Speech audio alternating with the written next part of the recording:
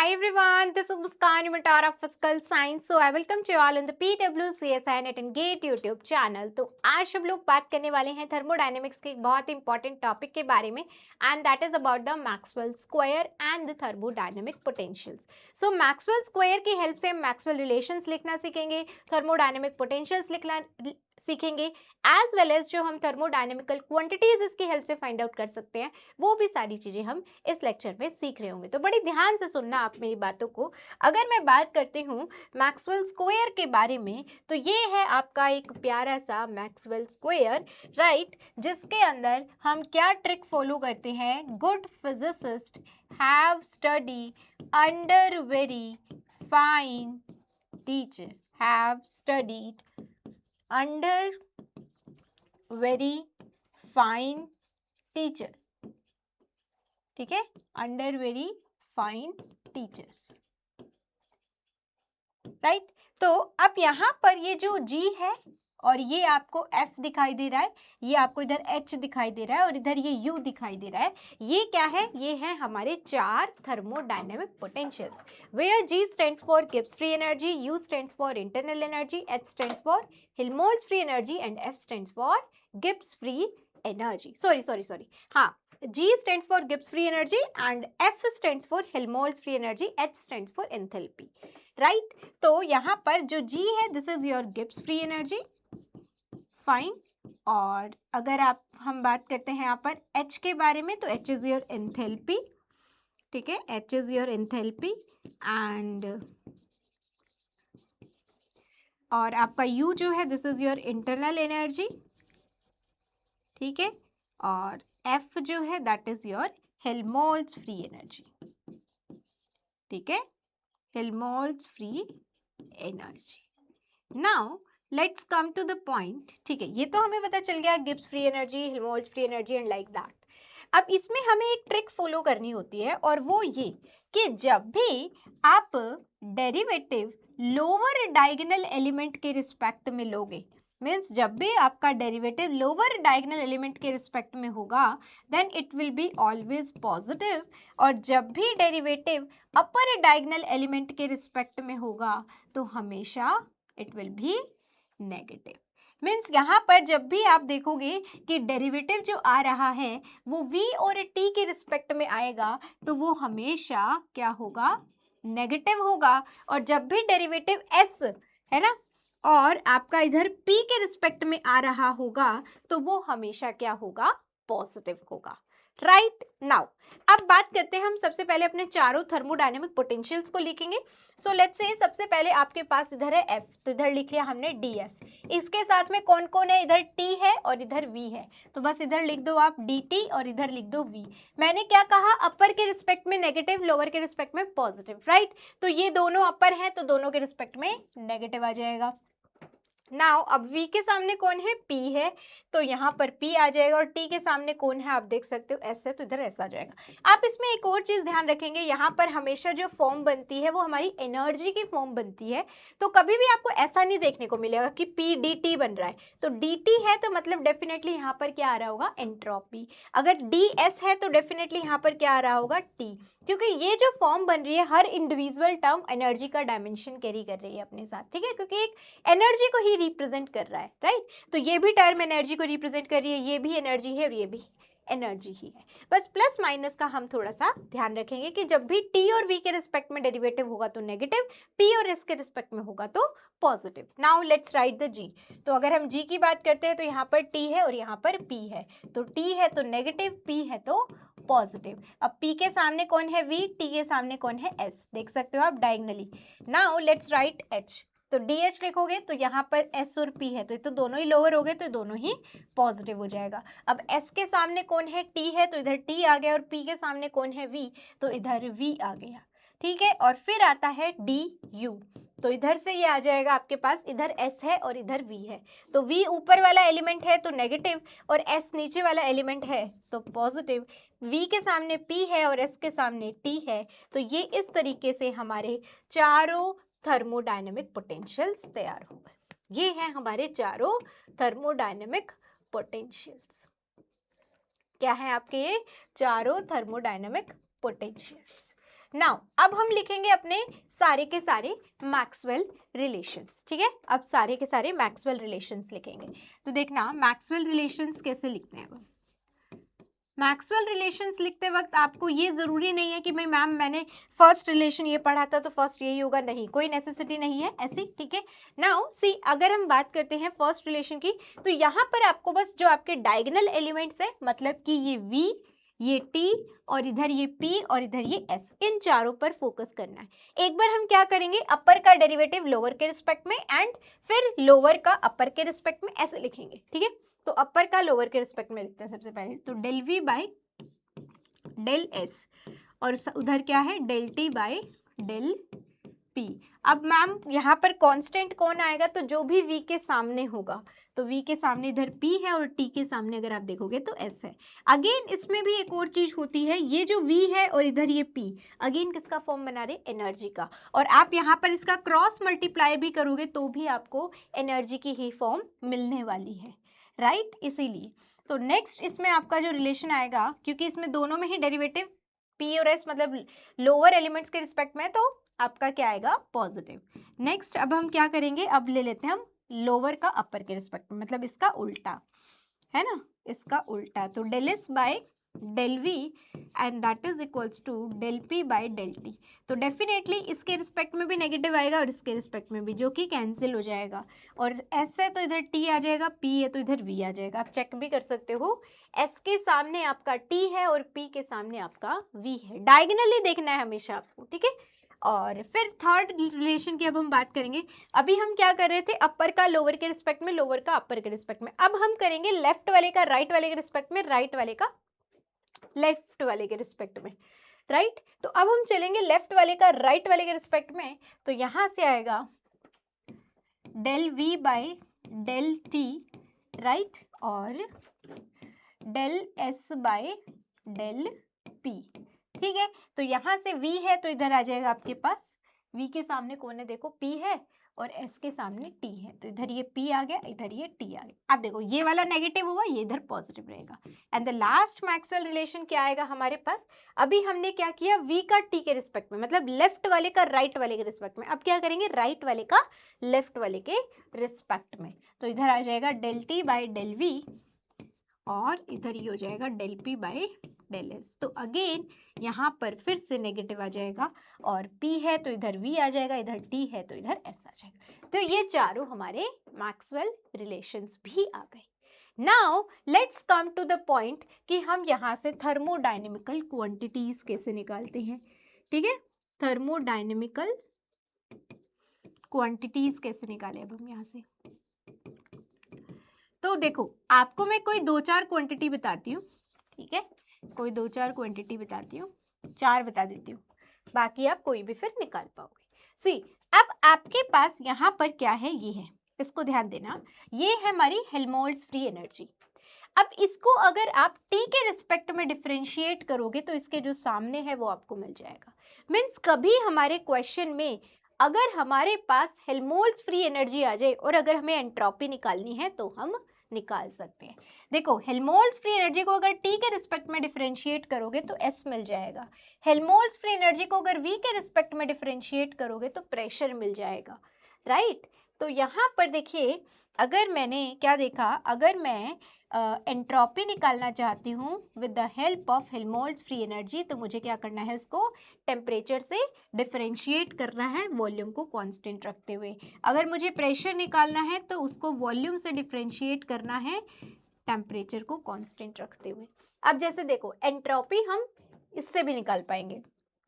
अगर आप यहाँ पर देखोगे गिब्स फ्री एनर्जी को अगर मैं टेम्परेचर के रिस्पेक्ट में भी डिफरेंशिएट कर दूँ तब भी हम एंट्रोपी निकाल सकते हैं। तो एंट्रोपी हम दोनों से ही निकाल सकते हैं, ठीक है। तो गिब्स फ्री एनर्जी के केस में भी हमने देखा कि अगर मैं यहाँ पर इसको टेम्परेचर के रिस्पेक्ट में भी डिफरेंशिएट कर दूँ कीपिंग प्रेशर कांस्टेंट, तब भी आप एंट्रोपी निकाल लोगे। नाउ सी देखो यहाँ पर अगर आप कोई और देख लो, u को अगर s के रिस्पेक्ट में डिफरेंशिएट करोगे तो आपको क्या मिल जाएगा, t मिल जाएगा, राइट। u को अगर आप s के रिस्पेक्ट में डिफरेंशिएट करोगे तो हमें इसके सामने क्या है, टी। जो भी क्वांटिटी से आप डिफरेंशिएट कर रहे हो उसके सामने देख लो क्या है, क्योंकि अगेन अगर आप यहाँ पर देखोगे क्रॉस मल्टीप्लाई करने पर हमारा एक एनर्जी का फॉर्म बन रहा है। देखो ये तो एनर्जी है ही, तो इसका क्रॉस मल्टीप्लाई भी करो तो एनर्जी आनी चाहिए। अब आप हर किसी से भी डिफरेंशिएट नहीं कर सकते, तो ये इसीलिए अगर आपको थर्मोडायनेमिकल क्वांटिटीज बनानी है तो बस एक चीज कर लेना, मैक्सवेल स्क्वायर बना लेना, फिर कभी गलती नहीं करोगे। और ना बहुत ज़्यादा दिमाग लगाना पड़ेगा, ना बहुत ज़्यादा याद करना पड़ेगा, ना बहुत ज़्यादा सोचना पड़ेगा। बस एक बार मैक्सवेल स्क्वायर बना लेना। अगर कहीं पर आपको दिख रहा है क्वेश्चन में इंटरनल एनर्जी है, हेल्महोल्ट्ज फ्री एनर्जी है, गिब्स फ्री एनर्जी है, या फिर आपके पास एंथैल्पी गिवन है, तो एक बार मैक्सवेल स्क्वायर बनाना, आपके बड़े काम आसान हो जाएंगे। ठीक है, सो इसीलिए कुछ भी याद नहीं करना, बस आपने मैक्सवेल स्क्वायर बनाना है, क्योंकि जब मैक्सवेल स्क्वायर बनाओगे तो आपको खुद ब खुद दिखेगा कि अगर मेरे पास इंटरनल एनर्जी है और मुझे कुछ एंट्रोपी या टेम्परेचर के बारे में बात करनी है, तो मैं इसको एक बार डिफरेंशिएट करूँ तो मुझे टेम्परेचर मिल जाएगा, या हेल्महोल्ट्ज फ्री एनर्जी है तो क्या मैं निकाल सकती हूँ।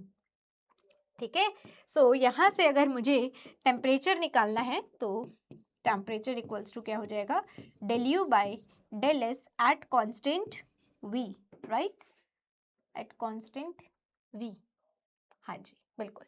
तो इस तरीके से आप अपने यहाँ पर थर्मोडायनेमिकल क्वांटिटीज को भी निकाल पाओगे। Now let's come back to the question. जैसे देखो अब इस क्वेश्चन में एक आसान सा क्वेश्चन कि यहाँ पर आपसे ये पूछा गया कि कौन सा जो फॉर्म है वो सही होगा और कौन सा गलत होगा।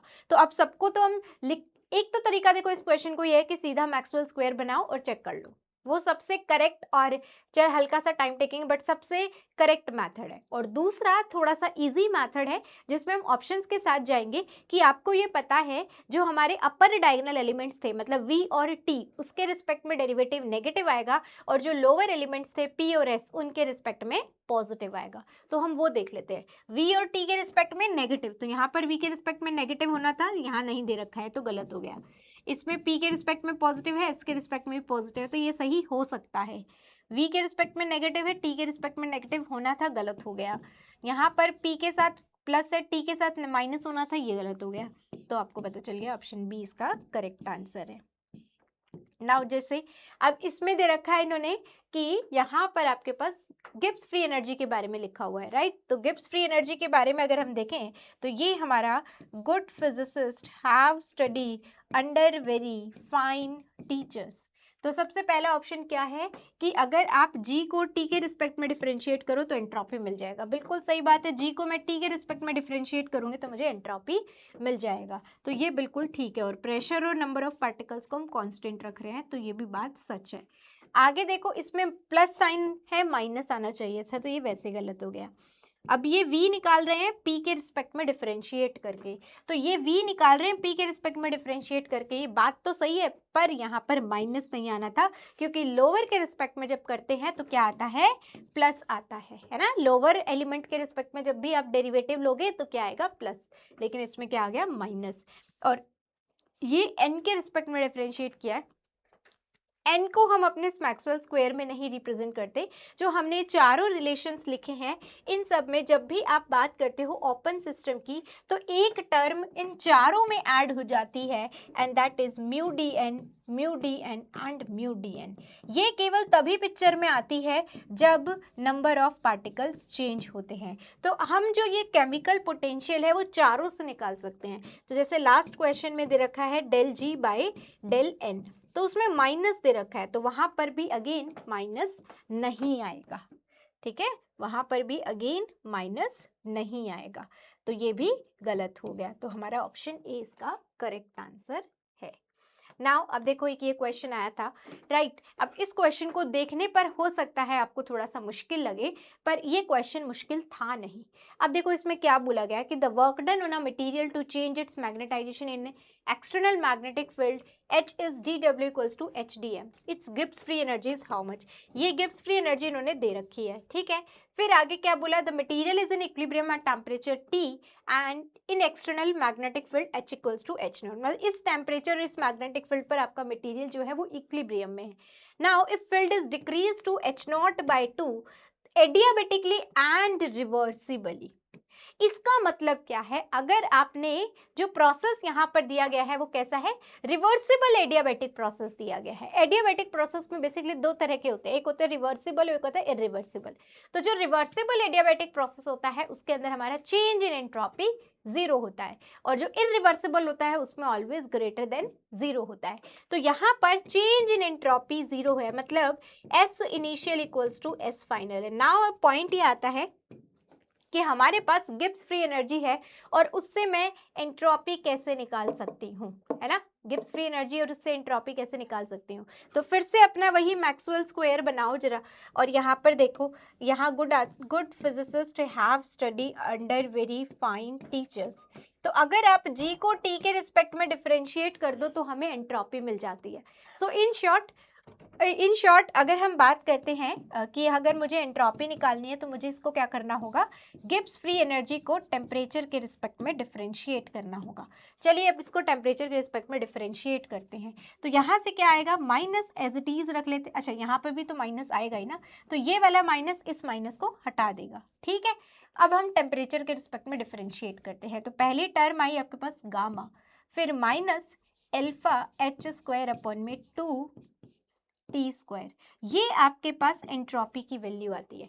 अब हम क्या करेंगे, initial entropy is equals to final entropy. तो जब यहाँ पर इनिशियल एंट्रोपी लोगे तो टेम्परेचर भी इनिशियल लेना पड़ेगा, फाइनल एंट्रोपी लोगे तो टेम्परेचर भी हमें फाइनल लेना होगा।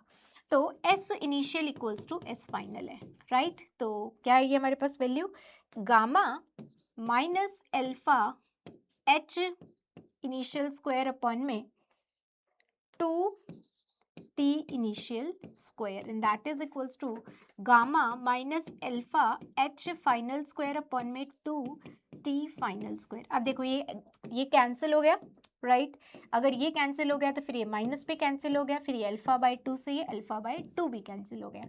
तो यहाँ से हम देखें तो t फाइनल का स्क्वायर किसके बराबर आया हमारा, h फाइनल स्क्वायर अपॉन में h इनिशियल स्क्वायर इनटू में t इनिशियल स्क्वायर।